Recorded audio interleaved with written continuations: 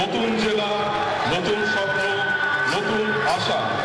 আমাদের স্বপ্নের জেলা ঝাড়গ্রাম, আমাদের প্রিয় নতুন জেলা ঝাড়গ্রাম।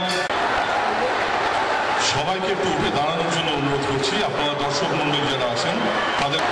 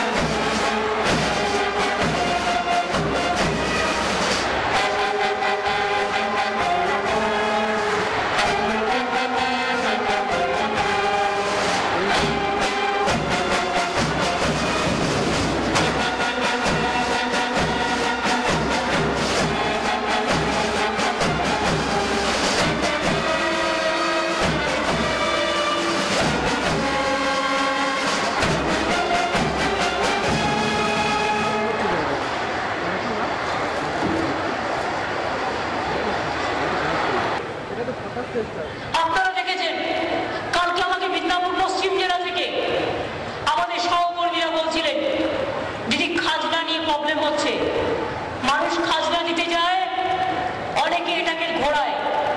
একটা কথাই সিদ্ধান্ত নিলাম আমি আর চিফ সেক্রেটারি, হোম সেক্রেটারি মিলে, এগ্রিকালচারাল ল্যান্ড যাদের আছে কৃষি জমিকে কোনো খাজনা দিতে হবে না, খাজনা মুকুব করে দেওয়া হলো সমস্ত কৃষি জমির ক্ষেত্রে।